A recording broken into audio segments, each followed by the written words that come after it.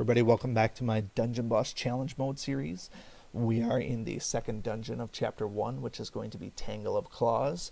Tangle of Claws is a very similar dungeon to Voiceless Hunters. We're dealing with a nature dungeon with fast bats, and then the other ones in here are just regular little beasts. So we're going to be able to use the same team as we did in the previous video, just because there's nothing in here that's overly difficult.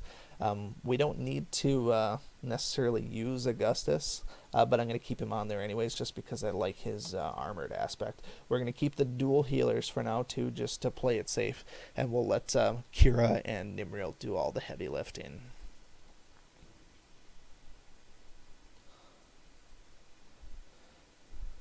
So a good person for beasts is obviously William, but William does not have the elemental advantage over the boss, so it's not really worth it that much.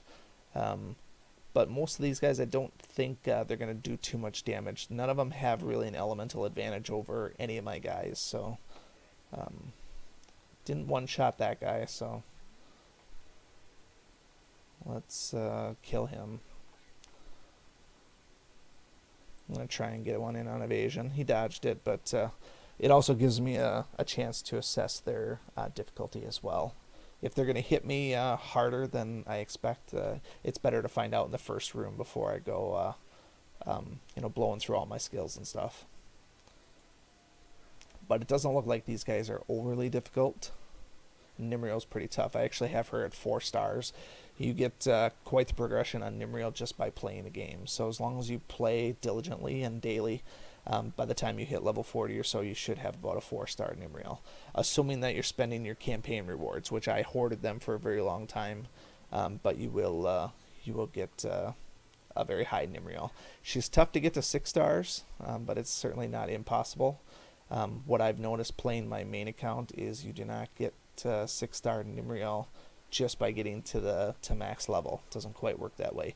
You do have to finish out your roster and really start maxing people in order to get a max Nimriel, unless of course you're able to buy tokens for her instead. So little beasties, not really an issue. It's actually a nice little intro into challenge mode rather than making it overly difficult. I remember the first time I did it, I did them around level 35 or so, so it was probably a little bit tougher. But ultimately, I only had trouble with a certain few of them early on. I don't think many gave me difficulty in the first chapter. When we get to the end of chapter 1, we might see some more difficult bosses. There's a few bosses that are just more or less difficult, and sometimes you just can't get around a tough boss. That's the other good thing about Nimriel is her daze. So daze works pretty well on most enemies. There are obviously mega bosses that are immune to daze, but the vast majority of enemies will be susceptible.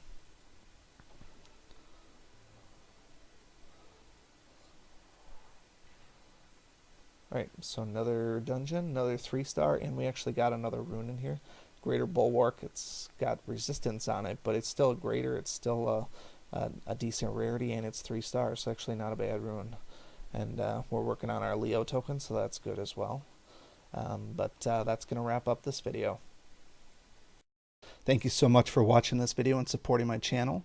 If you like this video, please show your continued support by hitting that like button, and be sure to check out both my YouTube channels for new content all the time.